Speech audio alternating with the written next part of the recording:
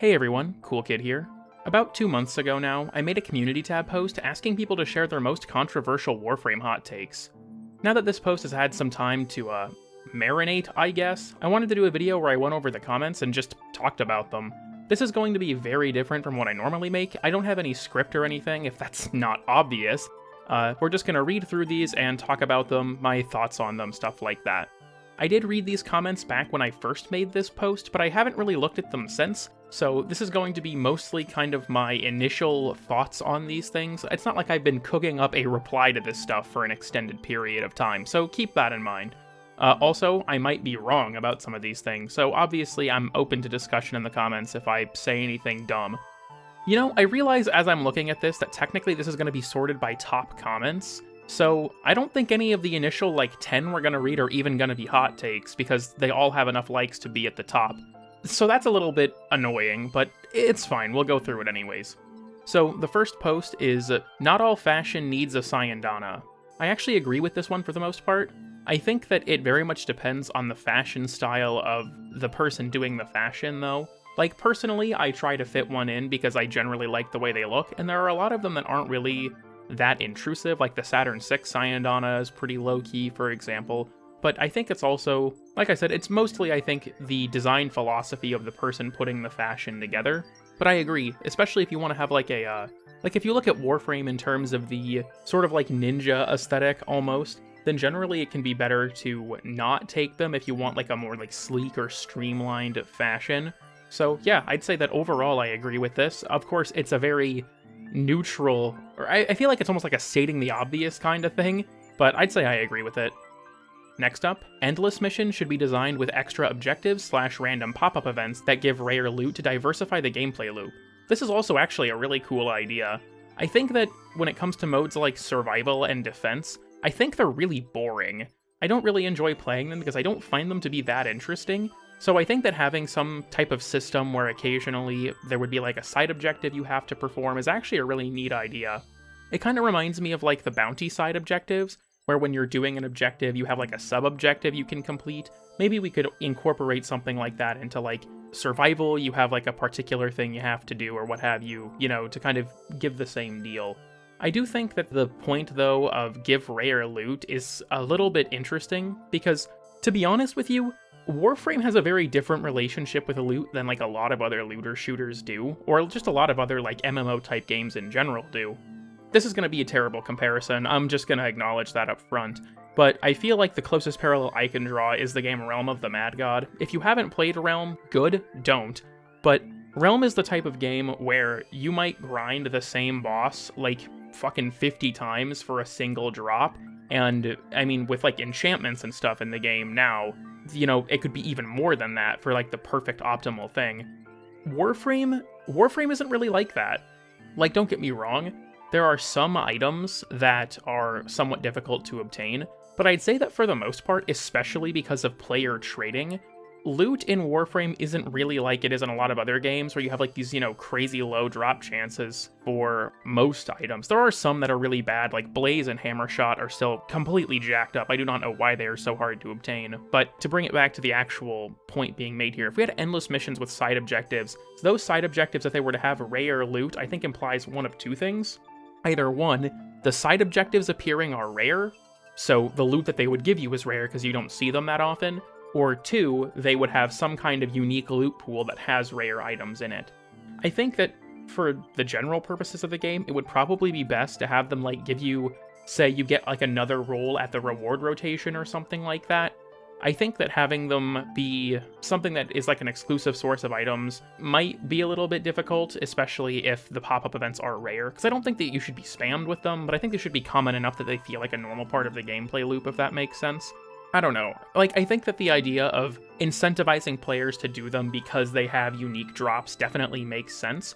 But then, like I said, if it's rare loot, then it has a drop table with items in it that are difficult to obtain, which I feel like would kind of just make them feel tedious at that point. Or the events themselves would have to be rare, which doesn't really make them feel super integrated into the gameplay. I also think it's kind of funny, because I don't know how many people watching remember this, but when the Plains of Eidolon came out, there used to be a system called Incursions, where randomly while you were on the plains, a bounty objective would just start somewhere, and you could opt into it if you went to that area. They removed this because it was super annoying, but I honestly think it was a really cool idea.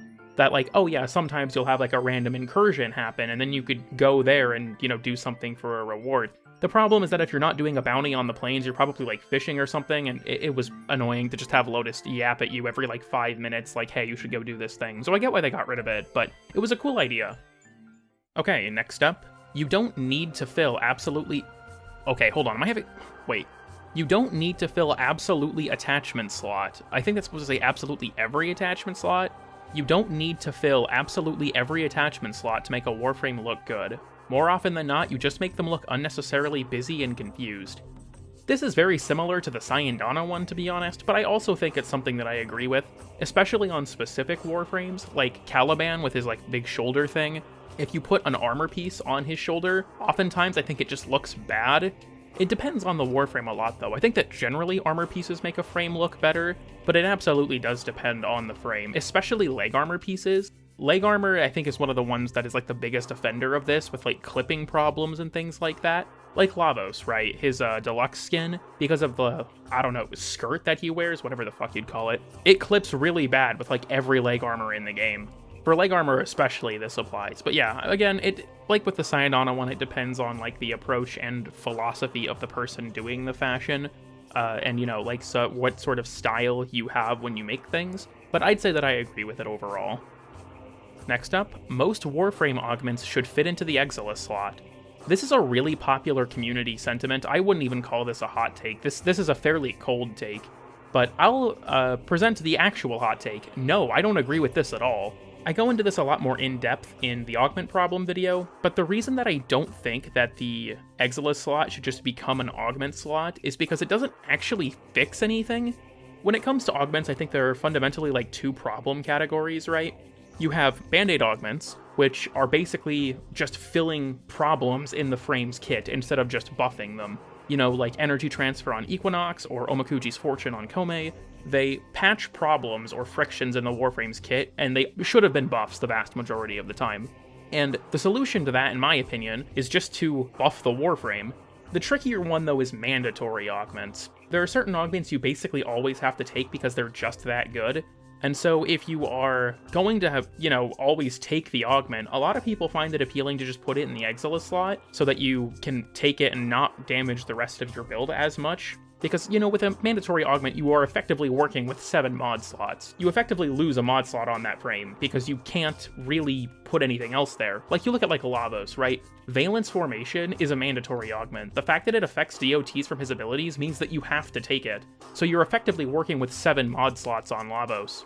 It's kind of the same deal with Gyre, with Cathode Current. Cathode Current is so good, you have to take it. You're effectively working with 7 mod slots on her from that point. But I think that if we are to just put them in the augment slot, that doesn't really fix the problem. We're just putting the problem somewhere else. And then kind of beyond that, I feel like it would kind of encourage that augment design in the future from the developers, because you could just use the justification, you could put the augment in the augment slot, and then you wouldn't have to deal with it anymore. And I feel like, generally speaking, mandatory augments are not good for the game. I think that Warframe's augments are at their best when they change an ability in a way that makes it a lot more interesting or alters the way that it fits into the frame's kit. Like, Coil Recharge completely changes how you approach Coil Horizon, and I really love that augment for that reason. Cataclysmic Gate, I believe it is, the Soul Gate augment for Wisp is also like that. It totally changes how you interact with the ability.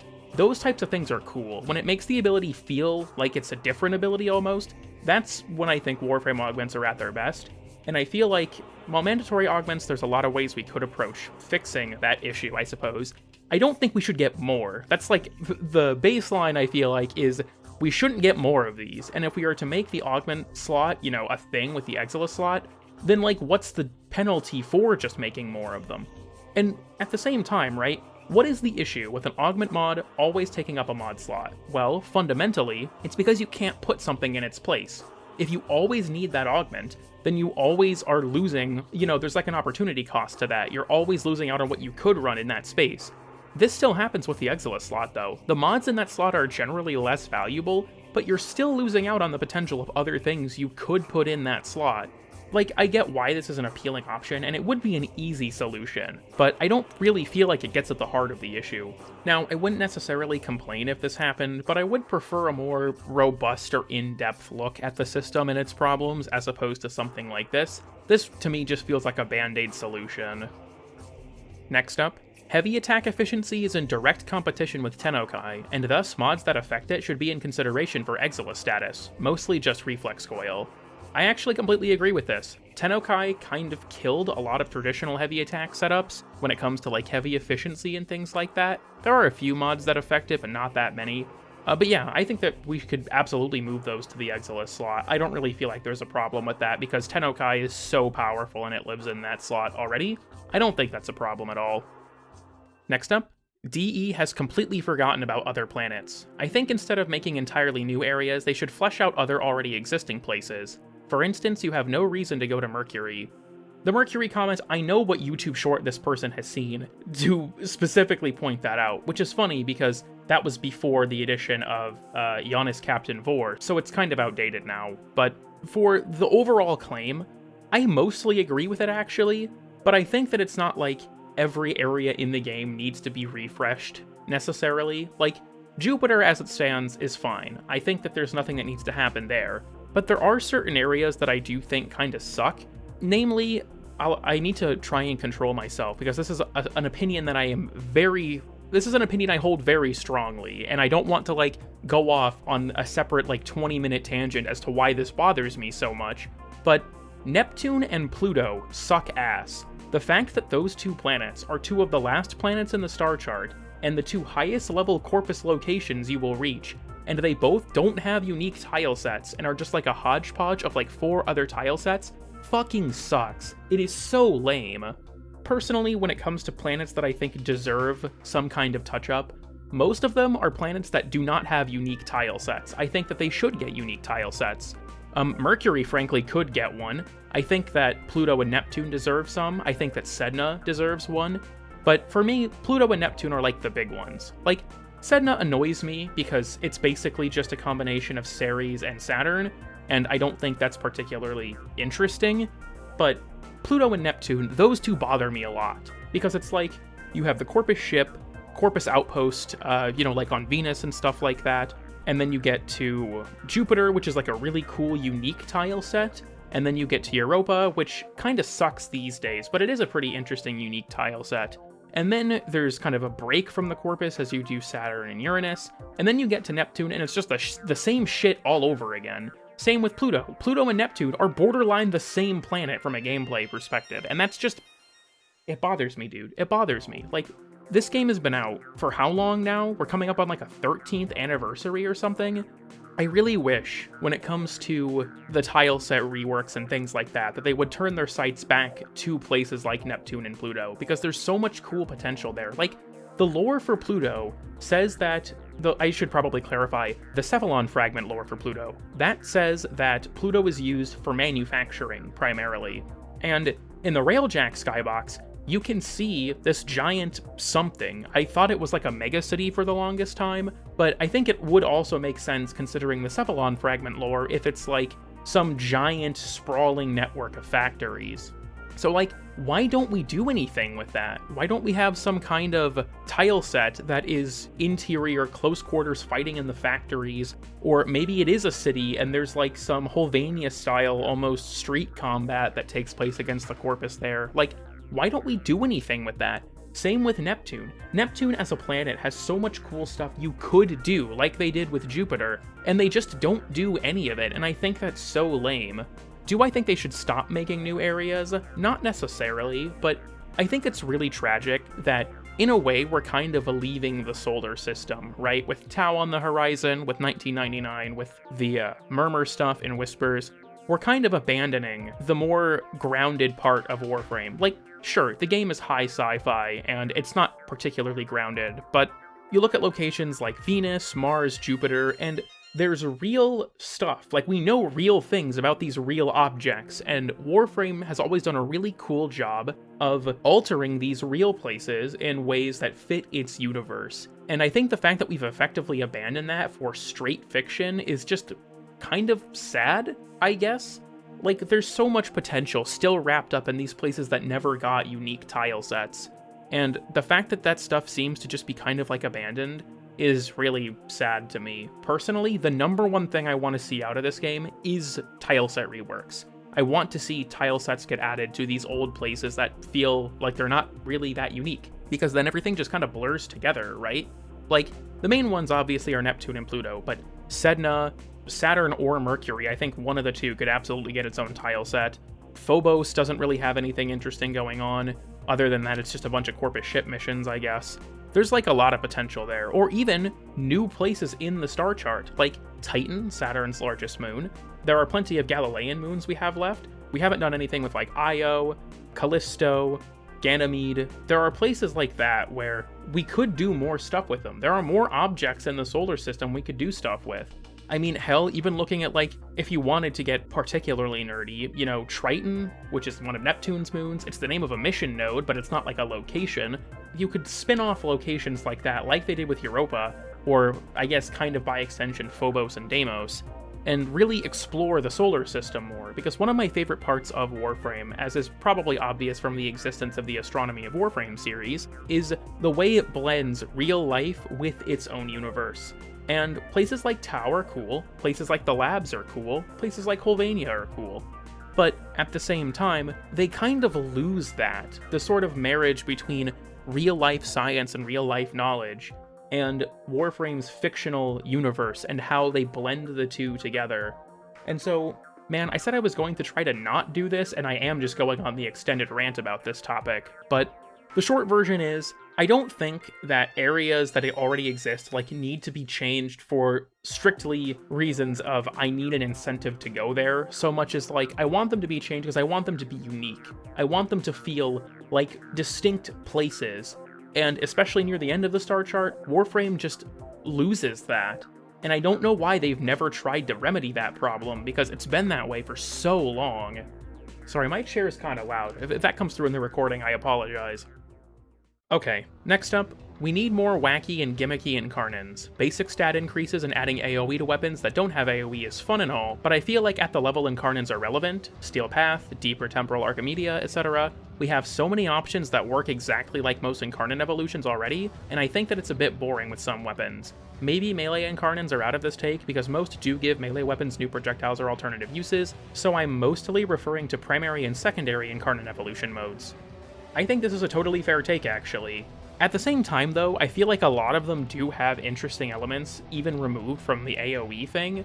For example, Latron, it gets AoE, but it also bounces off of walls and blows your eardrums out for some reason. I do not know why it's that loud, but, like, I think that's, like, a cool spin on it. I don't think I feel, like, super strongly about this. Like, I think weapon gimmicks in general are awesome, and I'd love to see more of them. I don't think that the current, like, AoE-focused Incarnons are an issue, even, but they are kind of boring. Like, you look at, like, the Bratton or the Burston. Their Incarnon forms are good, but they're not really that interesting. So yeah, I think that overall, it would be cool to see more Incarnons that had more unique effects. Next up, Energy Nexus should be available for newer players. They'd have an easier time learning a frame's abilities and or kit without hoarding energy for one-off ability presses. So I get the rationale with this, but I'm gonna have to... I don't know.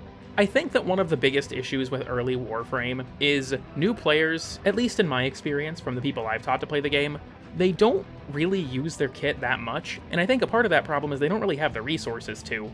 Energy is pretty scarce early on, but giving them 3 energy a second, I do think is a lot for a new player.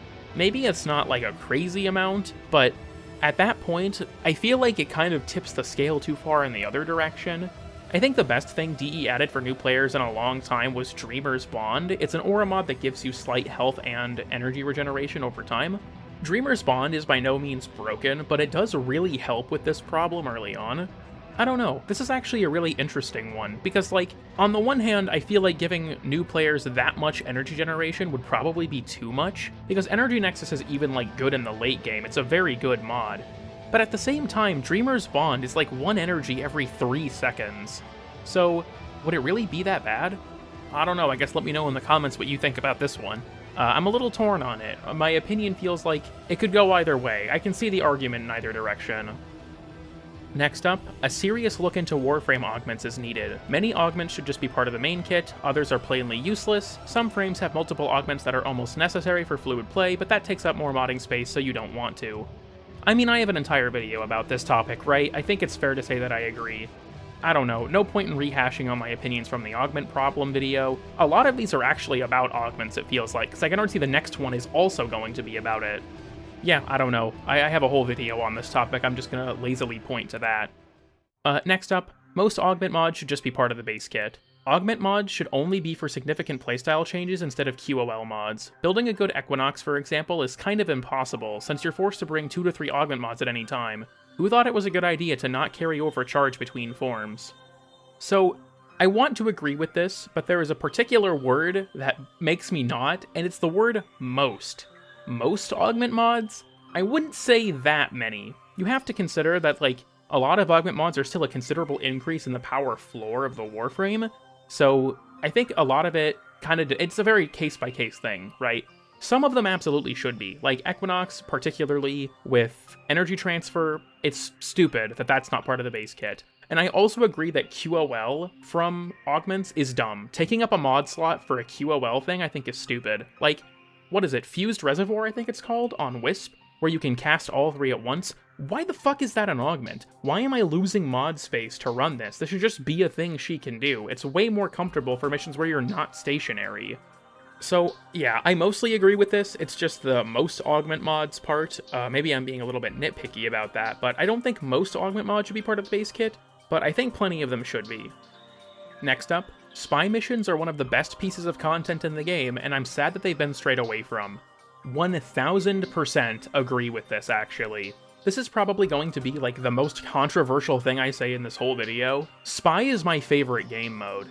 Like, spy vaults and the way that they're designed to have multiple solutions is just so interesting, and they feel like the only game mode, other than like maybe Rescue, that really incentivizes actually being stealthy, and they're built in ways that allow you to be stealthy, even if you're not using like a stealth frame. Like, if you never have, I really recommend playing through a spy mission without a spy frame. Just take like, I don't know, an Excalibur, like a John Warframe into there, and do it with like, I don't know, Kunai or something, and just try and play like you're Sam Fisher or some bullshit.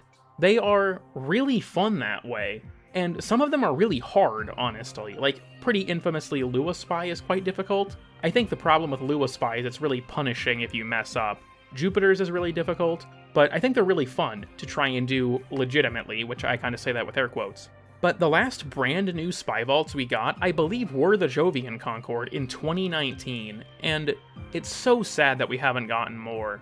The Zariman could have had super cool spy vaults. I think we could have even potentially gotten some in Hulvania. I think there's a lot of potential with the way those are designed to be like stealth-focused and kind of open-ended with how you approach getting into the spy vault. That stuff is super cool, and I would love to see more of it. I've thought about making an entire video about the topic of spy missions and why I think they're so good.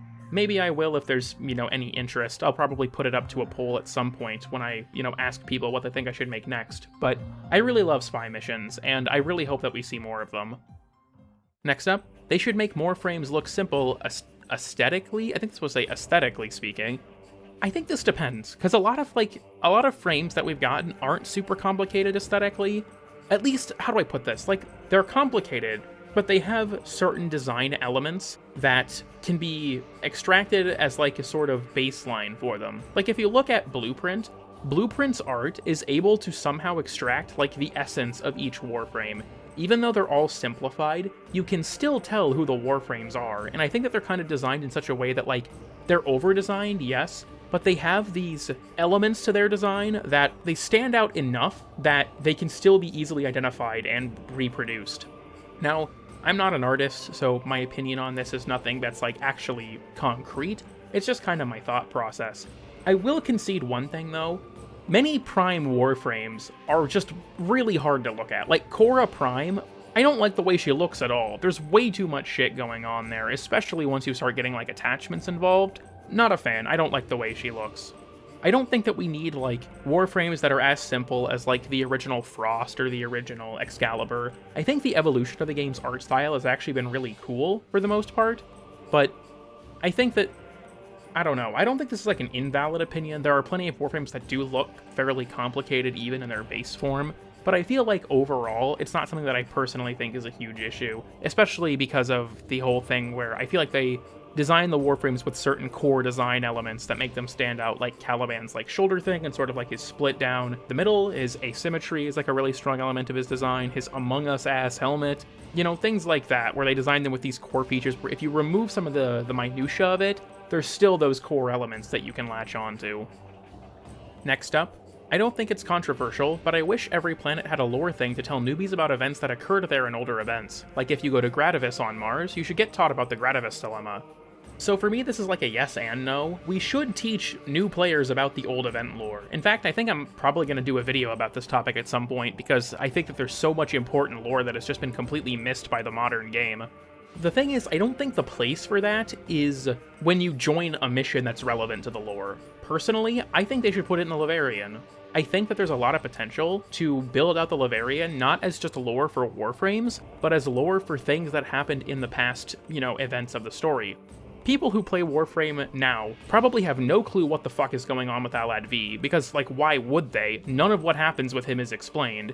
Also, I don't think people realize that, like, the Fomorians were a big deal back in the day. There were several events dedicated to trying to stop their construction. It was a big thing when the Fomorians showed up in the Archwing, but that's been totally lost now. So I think it would be a good idea to include the old lore, but I don't think it should be like you go to a relevant mission node and then you're just given like an info dump about it. I think it would probably be better to put it somewhere that is more dedicated to lore, like maybe Fragments or the Levarian or something like that. Okay, next up. Power creep has flattened combat diversity across the board. If it isn't an Eximus unit, it can't make you change how you approach the fight. Even then, a lot of Eximus units don't have much field presence. I remember back in like 2016, Bombard units used to scare the shit out of me since their tracking rockets would one-tap me if I didn't keep an eye on the projectile and dodge it. Now, what's the difference between it and any other grunt? I would like to see them create more challenging content around the game's movement. Missions with a time limit and difficult parkour routes as an example. Okay, this is kind of two different takes, so I'll kind of acknowledge each of them separately. The first one, with the power creep and the combat diversity thing, I hate to say this, but it is kinda true. There are enemies that I think serve interesting roles, especially like the Murmur, right? You have like the Anatomizer, the Hollow Vein, and the Warden. All of them have interesting combat roles outside of being an Eximus unit. But there are a lot of like grunt enemies that don't really matter. Like you look at the Skaldra, right? The Skaldra have the Jaeger, what is it, the Barbican I think is its name, the Flayer. There's a bunch of different enemies for the Skaldra. I'm pretty sure most people watching can only think of the Dedicant as like one that annoys them. And with the removal of attenuation, the Dedicant isn't even that big of a threat anymore. Same with the Tekrot, the Babau is the only thing in that faction that really feels like a genuine threat. And it's sad because these enemies do have cool behaviors.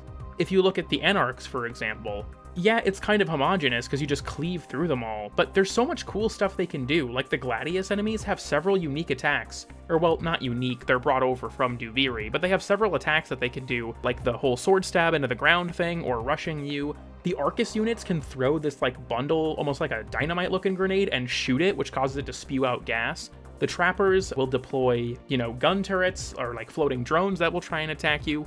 Lancers, if they see an ally die near them, there's a chance they'll pick a grenade up off of that ally, arm it, and try to suicide rush you. Like, there's so much cool stuff they can do, but people don't care because they can just kill them all so fast. Now, I'm recording this on February 12th, so there is a chance that when they release Foley's update, the Shadowgrapher, there's going to be harder content in that for Parita, like they teased, that will make this less of an issue. Overall, though, it's kind of a bummer that our power level is just so high that even though there's all this cool, interesting behavior in the enemies and, like, the bosses as well, like the Prime Vanguard, I have a whole video about all the cool stuff that is involved in that fight, you can just ignore it. And that sucks. At the same time, though, I think there is sort of a balance there of, like, you are in control of your own power level in this game. If something is too easy, you can make it harder for yourself. Now, there is no genuine incentive to do this, other than wanting the game to be more difficult because you think it would be more fun. I think that's important to acknowledge. There is no legitimate reason to do this other than making the game harder for yourself on purpose, but it is actually fun to play that way in my opinion. I did a stream where I played through all of the game's bosses with no mods. That was a lot of fun. Okay, I say all of them. I should say that with air quotes. I don't think I did the orbs or the eidolons for that, but putting those limitations on yourself to experience those things, I think is honestly a lot of fun. Overall, though, yeah, I think that, like, the major exception is the Murmur. The Murmur is peak Warframe faction design. They are such a good faction for so many reasons. I might make a video on them in the future, too, just talking about how great the Murmur is as a faction in terms of the way they're designed. But overall, a lot of enemies just kind of blend together as grunts that I one-shot, you know, with my Kuva Tonkor or something. And that kind of sucks.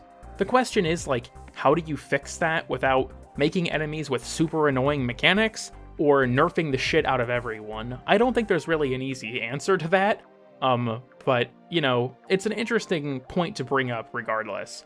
The second thing that I want to mention is the sort of final 2 sentences there about more challenging content around the game's movement. This is another thing I 1000% agree with. There is a boss in the game Ghost Runner, and it's called Tom. Tom is like a giant security core thing that shoots out lasers that you have to dodge. Tom is one of the best bosses I've ever fought in a video game, and honestly easily the best in Ghost Runner, because Tom is not like an actual boss in the conventional sense, it's just like an object you are fighting, and all of the lasers forcing you to use basically just your movement. Like, you're not attacking the boss directly for the most part, you're just avoiding all the shit it's shooting at you. It's almost like a first-person bullet hell. That stuff is great. I would love to see a boss like Tom, or if you played Project Hell, Diego is a very good boss from that DLC for Ghost Runner. Like, more stuff like that emphasizes movement, I think would be great. They kind of did this with the Hunhalis, but I think they dropped the ball for one major reason.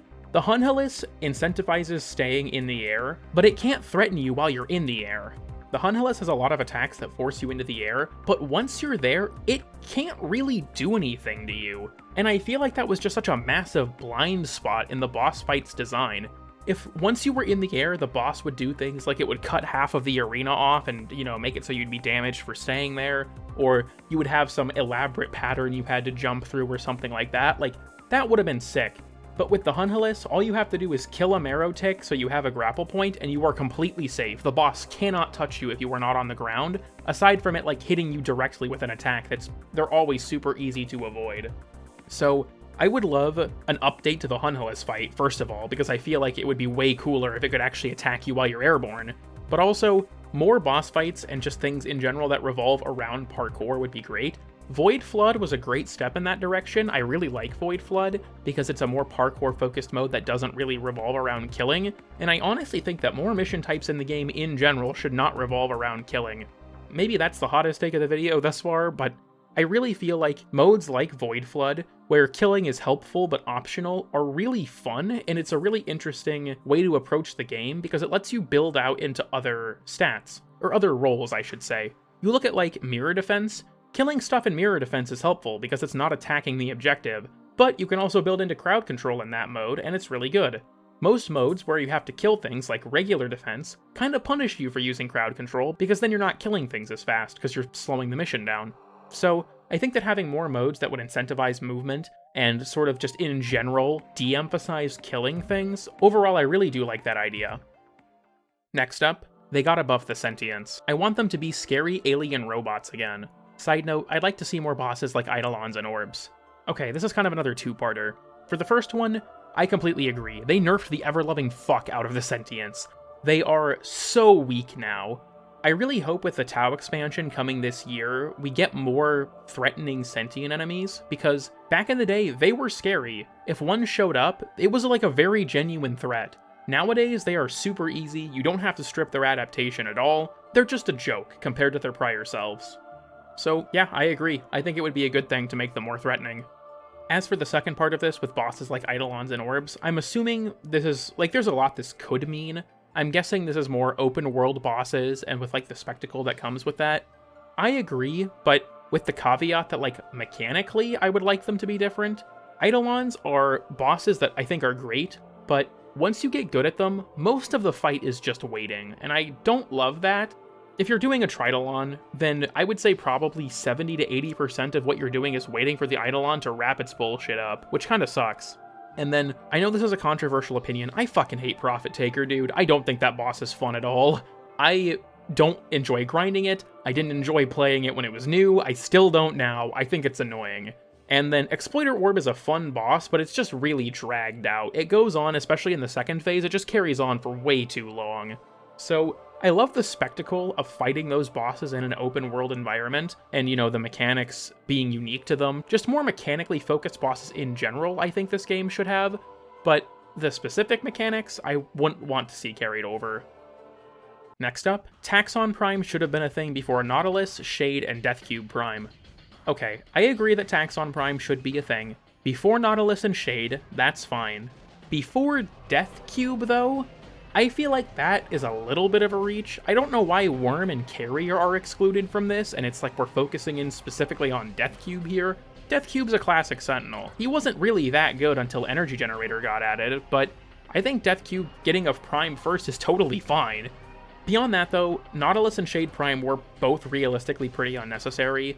Verglas was already the best Sentinel weapon in the entire game, and they just added a Prime that was even better. And Nautilus is a phenomenal Sentinel because of Cordon, so it was already super good.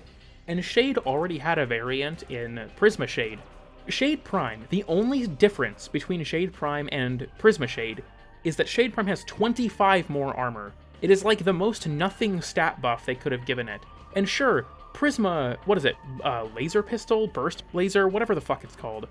The Prime version of Shade's weapon is better than the Prisma one by a decent bit, but it still kinda sucks. Like, Companions 2.0, one of the major goals of that series of updates was to bring other Sentinel weapons onto the level of Verglas, and I would just like to say, I think it failed at that, like, pretty spectacularly. There are a few Sentinel weapons that are really good, and I would say comparable to Verglas. Tazakor is super good now, I think Hellstrom is quite good as a priming weapon. Volclock, if built correctly, is pretty strong. Same with Volcax, it's also pretty strong if built right. Artax has a lot of priming potential because of the Chill Reactor passive, where it guarantees a portion of its damage is cold.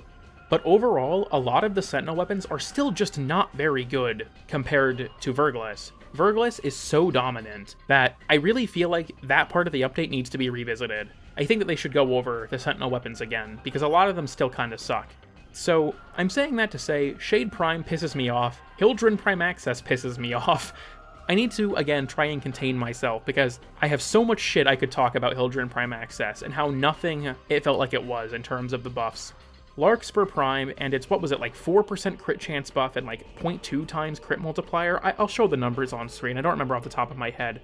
But it was such a nothing buff for a gun that was already just okay, and it makes me so mad. Like, Larkspur is not a bad weapon at all. It's actually, in my opinion, a very fun weapon and pretty good. But it wasn't so good to get a stat buff that was worse than Phantasma's jump to Phantasma Prime. Like, why? Why did they do that? Okay, I need to gather myself. I'm gonna go on a rant again. I need to focus. Okay, next up, they should make new story focusing on the Grineer and Corpus again, instead of making an entirely new enemy type every time. We kind of still get stuff like this, like with Valis Undermined, that was like a Corpus-focused story, but not really like in terms of main quests. Not that I can think of in quite a while. Honestly, this kind of ties into my thing previously with like revisiting existing locations and stuff like that. I would say overall I agree with it, but I think it's like a balance. I don't think that we should, because it says instead of making an entirely new enemy type every time, I think that there's still a place for brand new content with brand new enemy types. I love a lot of the modern factions, but I would like to see more, here and there revisiting of the existing factions and more updates focused on them and expanding them, especially from a quest perspective.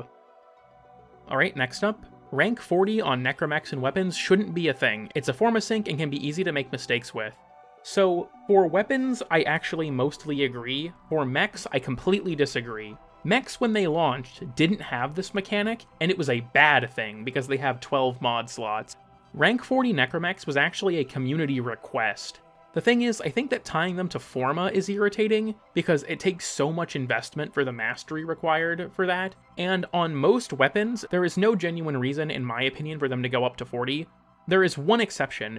Paracesis, it made sense to reach level 40, because there was actually a tangible benefit beyond the mod capacity, because Paracesis gave you more sentient damage for each level above 30, and once you reached 40, it gained the new passive effect that it would auto-strip sentient resistances, so there was like a really tangible benefit to reaching rank 40. But with the adversary weapons, it's just a pointless grind. You don't need the extra mod capacity because you installed 5 fucking Forma on your weapon. At that point, you probably don't need the extra mod space. I really wish that, like, if they were going to make that more tangible, maybe make it so, like, each rank above 30 gives you, like, a small bump in your elemental damage bonus, like, I don't know, 2%, so you get, like, 20% more at rank 40 or something like that. I feel like there is just no good reason on specifically the adversary weapons other than wasting your fucking time. For Paracesis and the mechs, I get it. I think it was actually a pretty cool mechanic for its time. Coupling it with Forma is kind of annoying because you don't need the extra mod capacity on anything except the mechs, but for the adversary weapons, it just feels totally pointless. Next up, extractors you deploy from the star chart should be able to get Cryotic. I feel like I don't really use extractors at all personally, so maybe I'm not going to have a particularly good take on this, but like, why? I feel like that would just dilute the pool more. Like, there's already a limited pool of resources, and it already takes like, 4 hours or something to get them? Would you really want to dilute that with a resource you can consistently farm? I don't know, maybe I'm just weird about this one because I don't use extractors at all, but I don't really get the incentive for this. I feel like it's best to keep the drop tables more undiluted with the unique planet resources. Next up, Merulina should be able to use K-Drive mods, even though it would remove any remaining reason to use normal K-Drives. This one is one that I kind of agree with, but I feel like Merulina would probably rapidly become uncontrollable if she was able to use a lot of K-Drive mods, but it would be cool to be able to build her with things like, oh, what's his face? The one where landing tricks can give you energy. I'll show it on screen, probably. Stuff like that would be really cool. I don't think it's necessary, though, because, like, Merulina's already hard to control in normal tile sets. If you could give her every speed mod, she'd be completely uncontrollable. And also, in terms of the remove any remaining reason to use normal K-Drives, let's be real here, there's already no reason to use a K-Drive at this point, other than just for fun. I don't think it's a terrible thing to have an item that's like a just for fun, but I don't think that adding K-Drive mods to Merulina would, like, remove an incentive to use normal K-Drives. There's already no incentive to use normal K-Drives, which kinda sucks. Next up, the entire Glaive weapon category should have its blast radius tied to combo counter or removed or reworked into something mechanically fun. They are just cheap-ass nuke weapons with no depth. I don't think that there's no depth to them, but I do think that the nuke playstyle of the Glaive is really boring. I think that tying the blast radius to combo counter is actually an interesting idea in terms of making it more interactive or incentivizing actually building up your combo instead of just spamming the heavy attack. That's actually a pretty good idea. Removing it entirely, I can see why that would probably ruffle a few feathers, and I don't know if, like, the Glaives are such a big problem they are in need of an immediate rework, but I do think it's a completely fair take that they're not very fun and deserve some kind of change. I know a lot of people would not like that because they rely on Glaives or find them fun as is, but, like, I can see the thought process. Okay, next up, Railjack is incredibly fun, but it's actually harder to play if you join a public lobby. This one's also just true. Like, I really enjoy Railjack, but trying to play it with randoms is just a headache. Railjack is an interesting case to me because, in general, I think that they hurt it a bit in Railjack Retrofit. Don't get me wrong, overall, massive improvement to prior Railjack, but there are certain pieces of the experience that I feel like kinda got lost in the gaps. The main one is the combat engineer role. Fixing the ship used to be like a thing you had to do, because there were hazards everywhere. But now you can only have one hazard of each type, and like nothing inflicts the hazards anymore. So being an engineer and like running around fixing things is just not part of the game, like at all. If you have a single crewmate who is able to repair stuff, you don't have to worry about it. If you have the Anastasis upgrade, you don't have to worry about it, and I think that's super lame. I know I'm kinda going on a side tangent, but I really wish that they would bring back the old system for hazards. I think the modern system is just not nearly as fun as the old one was.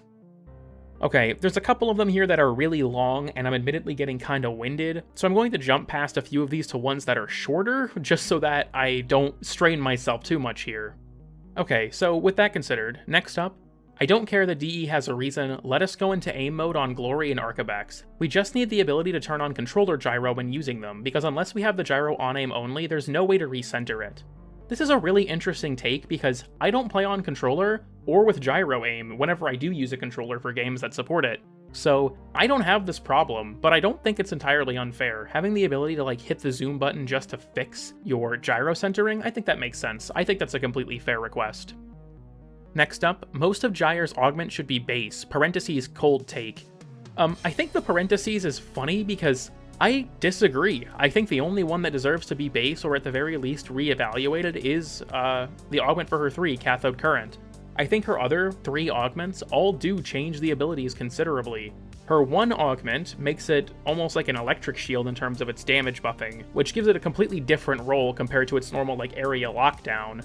Her 2 augment I already mentioned earlier. Bowling playstyle Gyre is like my favorite way to play her. And then her augment for her 4 that came out recently that gives her damage reduction, I guess it's technically damage redirection, I think. But that one's a really cool augment, and I think that Gyre really struggles to survive naturally, but it still does give it some kind of new function or purpose that doesn't feel mandatory. Personally, I think only Cathode Current is the mandatory feeling one. I'm no like super fan of Gyre, but I think that the other augments she has are inoffensive in comparison. Next up, Zariman Cube Food looks tasty. Okay, this is an interesting one because, like, it's just one nutrient. Like, do you really want to eat, like, this little brick of just fat? Or, like, protein? I don't know. Like, I'd try one. I don't know if I would say that they look good. Especially, like, there are tons of ways to, like, prepare them. You have, like, the nutrient cube, like, steamer. There's, like, the frying pans, all that stuff. Okay, real talk, if DE actually made, like, merchandise that was, like, edible nutrition cubes, $1 million fucking idea. If they made edible nutrition cube, like, gummies or something, I guarantee you that shit would sell out instantly. Just because people would want to know, like, what might it be like? But as it is in-game, with, like, the fat cube, the carbohydrate cube, the fiber cube, like, I don't know, dude, that doesn't seem appealing to me personally. I mean, it would be an easy way to keep your balanced diet, I guess, but I don't think they would taste good. Next up, the Infested Lich system is the best for progression, but the actual boss fight, minus the dodging stage lights and stuff, is ass. So this for me is another yes and no. I like the progression system in terms of the antivirus mods and stuff like that, but I don't like the missions, because you only get to play 3 mission types to progress the Coda, and that gets boring real fast. As for the boss fight, I completely agree. The stage dodging part is super fun. It is an awesome experience in my opinion. I really enjoyed trying to like master that when I was grinding Codas to do no hits consistently. The actual Coda bosses fucking suck. So many of their attacks are just straight up unfair. Like, I think it's Drillbit who can magnetize you, like Malice can, but you can't roll Drillbit's magnetize off, which is just total bullshit. It's super unfair if you get stuck with it. Overall, like, the stage parts are awesome. The actual Coda bosses, not a fan at all. Next up, Riven should be locked until the Hero quests or after the War Within. Seeing new players dumping 100 plat on those makes no sense. Aren't these already a post-War Within item? Like, I'll have to fact check myself on this, but I'm pretty sure you can't use Rivens until after the War Within. I'm pretty sure it's a post-War Within thing because you need Kuva, and you can't get Kuva until after the War Within. So, I don't know, maybe I'm stupid, maybe I'm misremembering, but I don't think that this applies. Okay, next up, in order for any content in Warframe to be considered challenging, new or old, player power must be decreased across the board. If we are left to have complete freedom and control over our equipment going into a mission, there will always be something that completely removes any challenge that any piece of content could have. This sounds to me like basically the pro-Archimedea randomness position. Okay, so I acknowledge this in randomness's difficulty. It is true that it is hard to make challenging content when we have control of our loadouts, because we're just that powerful. But I don't think it's impossible, so much as that there's always going to be a most effective option that will nullify the challenge. So, like I said, that part is like pro-Archimedea randomness. But the first part there about player power must be decreased across the board, that's a touchy one, right? I don't think people would like that. Pablo himself has even said that he's wanted to like nerf certain damage buff interactions to sort of bring them in line with sort of the intended experience, I guess, but that he knows people would freak out if that happened. So I think that it would be so overwhelmingly unpopular to take away player power that I think DE should focus when it comes to difficulty on making stuff that is challenging or interesting, like the Vanguard boss fight, and then if players find a way to break it, release a version that's updated to patch those holes. It's not a perfect solution, and frankly, it might even be like a far too idealized one, but I think that nerfing player power across the board, while probably the best solution in terms of making things hard, would just not go over well. Another thing is, with Archimedea specifically, removing the loadout restrictions and going all in on modifiers as a difficulty factor. A lot of people left this idea on randomness as difficulty in terms of, what if we had modifiers in tiers? So you had like easy, medium, and hard modifiers, and those modifiers contributed a different amount of research points. Like maybe you got like 1 for an easy, 3 for a medium, and 5 for a hard, something like that. So you would have really oppressive modifiers like Transference, Distortion, or Gear Embargo in hard. You would have ones that are like harder to deal with but not impossible to deal with in like the medium tier. So maybe that's something like, I don't know, energy exhaustion or what have you. And then the easy tier is for like the more pushover modifiers, stuff like dull blades. And so the idea is by giving these different point values, you would actually have options. You would sort of mix and match to reach the goal of getting the rewards you want. Because how it currently works is, Archimedea seems like the research point system was supposed to be like a difficulty slider, but because your rewards are tied to it, there's really only one difficulty, and that's all or nothing. But if they were to break it up so that there were like multiple ways you could reach the maximum point threshold, and you got to pick between the different severity of modifiers to do so, I think that would be a great solution, personally. I really, really like that idea. I didn't think of it when I was making randomness as difficulty, but a lot of people brought it up, and I think it would be a great approach. Okay, next up, I miss the old Railjack layout, and wish the missions were more involved. For example, they have this whole system where each frame has a deployable version of one of their abilities, and you never have a reason to use it. So the old Railjack layout, I kinda disagree with. It was really big for basically no reason. But the second part of that, wish the missions were more involved, absolutely. The mission objectives in Railjack generally are kinda boring. They're very simple, like hack a thing, break a thing for Grineer, and then for the Corpus, it's just like the Railjack part is like an intro to the wider mission. So having more involved or complex objectives would be awesome, especially ones that encourage you to actually take advantage of like supporting your teammates with, what is it called? Ability kinesis? That is what this person's referring to, or actually teleporting to people and stuff like that. I would love to see more involved Railjack content, absolutely. Next up, don't know if it's a hot take, but give my Necramech Archmelees weapons already. I'm gonna be honest, I disagree with this one, purely because Archmelees fucking suck. They're all bad, okay? All of them are bad. I don't really think it would be some cool playstyle for Necramechs to have melees, because they're just dog shit. If they were to buff Archmelees, sure, I'd be down to have them on mechs, but as they stand, I don't think there's a reason for them to do this, because they're not good. Okay, next up. Calling multiplicative CO/gun CO a bug in 2025 is plain wrong. DE clearly gives them to weapons intentionally nowadays. A bug is an unintended interaction in the code, which it just isn't anymore nowadays. CO is as much a bug as bullet jump is. They are bugs that have turned into features. I'm gonna be honest, this is incorrect. Multiplicative gun CO is still technically a bug. It's not an intentional mechanic. And I feel like saying DE clearly gives them to weapons intentionally nowadays is like purely speculation. I don't think there's any direct proof of that. Now, it's a bug that I don't think they'll ever fix, because it's the core part of so many builds, and a core part of why so many weapons are good. Especially with like, you can kind of tell if a weapon is gonna have the problem, because it's a lot of energy projectile weapons, like Stephalos, Chorophel, that kind of thing. There are some outliers with that, like Stalta and Aeolak for some reason have it. And there are also plenty of weapons that you would think would fit the category that don't have it. Lex Prime Incarnon, its form doesn't have it. So I feel like the argument of like, it's clearly not a bug, and they clearly give it to weapons intentionally, I'd want to see some examples for that, or like more direct evidence, like a developer statement or a patch note that they use it as a balancing lever, because I don't personally believe they do. Like, look at Hagasa. Hagasa, it would have just made sense for the condition overload to be multiplicative on that gun. Its base damage is dog shit, but it has a very high base damage augment in Hagasa Serration. It's like 450%.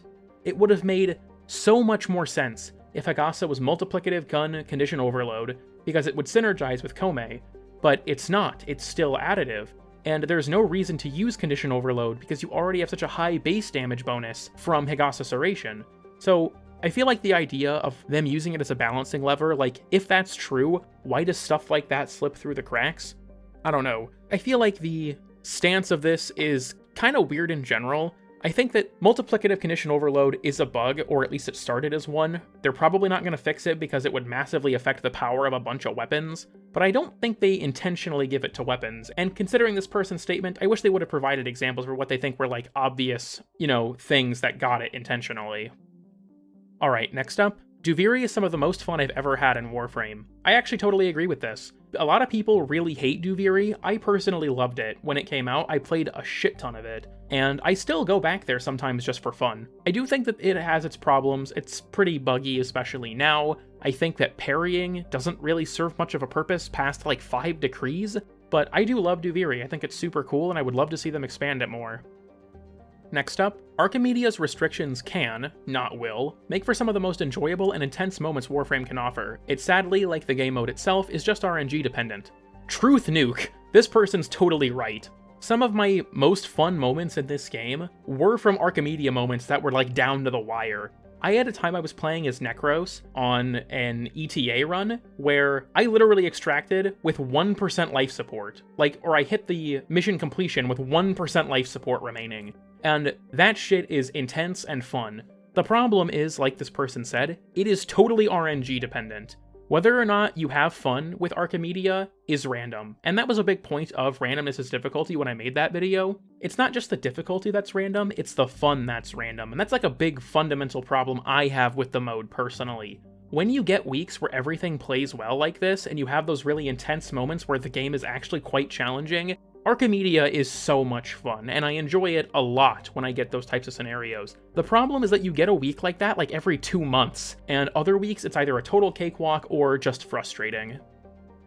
Okay, I think I'm going to have this be the last one of this video, just because this has been going on for quite a while. My recording software says I've been recording for about an hour and 12 minutes now. So, for our last take of this video, Atlas needs a rework. He has a great frame, but like only half of his kit is good. The other half is eh. I actually agree with this. His passive is quite good, Landslide is insanely strong, and his Petrify ability is pretty good as well. Petrify's a solid status effect. But Tectonics kinda just suck, and Rumblers aren't very good either. I would love to see an Atlas refresh that focuses specifically on Tectonics and Rumblers, and just while I'm talking about this, why does Petrifying a Bulwark only make it have different stats when it's rolling? Would it not make sense just to make it so that if a Bulwark is petrified, it just becomes invincible? I don't understand why there is no purpose to it. It confuses the shit out of me. But yeah, I actually think Atlas could absolutely use a rework. I agree with that stance overall. I don't think that he is in dire need of it. I still think that there are other frames that should go first. My biggest one for that is Equinox. I think Equinox isn't bad, but she totally fails to deliver on her fantasy of switching between forms for different situations.